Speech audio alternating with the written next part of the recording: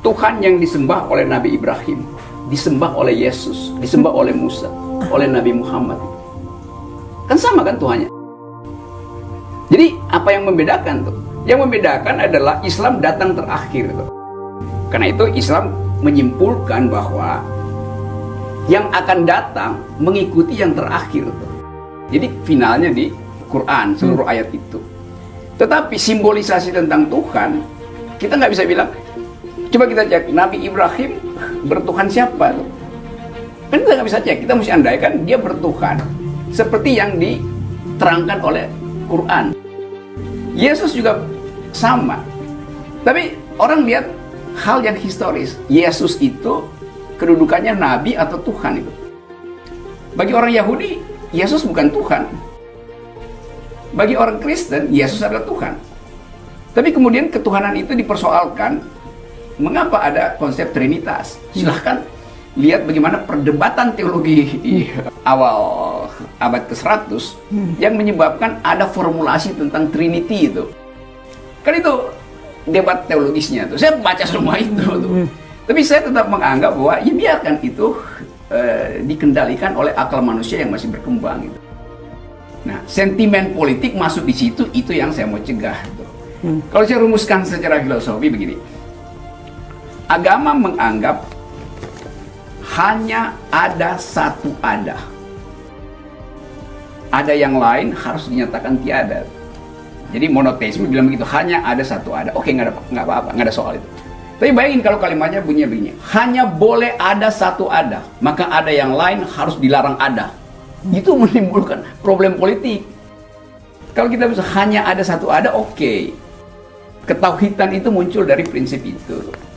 Tapi begitu bilang hanya boleh ada satu ada, itu masuk di dalam problem politik. Kenapa yang ada yang lain nggak boleh? Kalau orang ateis, dia bahkan, jadi kalau dibilang begini, orang ateis musuhi Tuhan itu. Ya bagaimana mungkin orang yang nggak punya konsep tentang Tuhan musuhi Tuhan? Kan ngaco kan?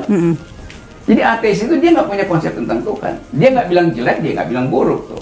Ya dia bilang tidak ada itu. Tapi kalau disebut tidak ada, bukan dia gini. Kalau dia tidak ada, itu bisa jatuh pada yang disebut nihilisme.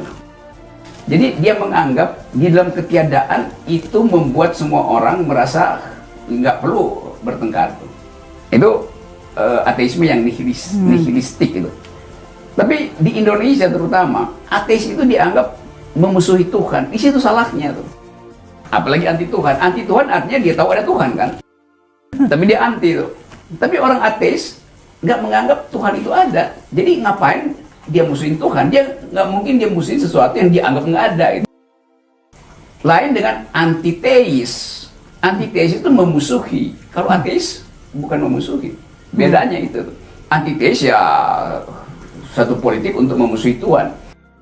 Dan itu kan tidak ada hubungannya dengan agnostik, dengan ateis tadi. Agnostik, saya nggak tahu saya berbuat baik masuk surga apa nggak, saya nggak tahu tuh. Karena itu saya menganggap bahwa ya berbuat baik itu tuntutan manusia, bukan tuntutan agama tuh. Kalau tuntutan agama udah ada standarnya, ini baik, ini buruk, ini baik, ini buruk. Nah itu saya nggak tahu. Jadi misterinya di situ. Orang agnostik itu menghormati kebaikan, bahkan berbuat baik sebanyak mungkin justru karena dia nggak tahu surga ada apa enggak. Tapi atas dasar etika humanisme, maka dia berbuat baik kan. Karena dia mesti anggap bahwa saya belum tahu. Kalau dia bilang dia udah tahu, ya dia udah jadi orang percaya Tuhan aja kan, nggak ada problem lagi. Tapi semua orang yang agnostik selalu berupaya untuk mengerti mengapa yang belum ada itu dikejar orang tuh. Jadi dia selalu ada dalam kondisi bertanya. Kalau saya tahu sesuatu ada, saya nggak mungkin jadi agnostik tuh. Maka saya anggap itu udah final tuh. Tetapi saya menduga bahwa orang lain menginginkan saya sudah final. Padahal orang itu kalau saya bicara, dia nggak bisa terangin ke saya apa itu final kan. Karena itu supaya aman saya bilang saya tidak final atau belum final gitu. Misalnya begini, ini konsep saya coba bikin lebih teknis ya. Orang debat tentang apakah pluralisme agama itu boleh apa enggak. Kalangan Muslim menganggap bahwa ada yang bilang ya boleh. Karena apa? Karena itu kehidupan bermasyarakat, pluralisme itu. Tidak ada yang final itu. Semua Tuhan benar gitu. Itu kan pandangan pluralisme. Tetapi versi lain di dalam agama Islam menganggap nggak boleh ada pluralisme. Yang boleh ada pluralitas. Kan itu intinya. Jadi nggak bisa misalnya agama lain benar, Islam juga benar, lalu nggak ada semacam eksklusivisme.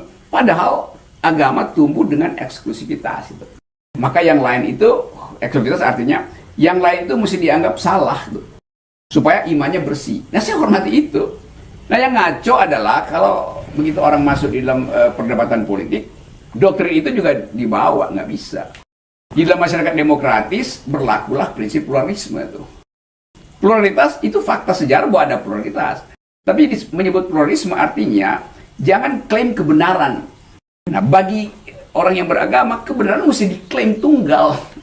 Hanya boleh ada satu ada. Ya, karena itu saya ingin bedakan itu. Tapi kan orang ingin dapat kelegaan, mau tahu poin saya apa gitu. Waktu saya bilang poin saya ada 3 tuh, tergantung konteksnya apa. Lalu orang bilang kok Anda nggak konsekuen? Lucu konsekuen karena saya bedakan wilayah sakral, wilayah profan, dan wilayah sosiologis.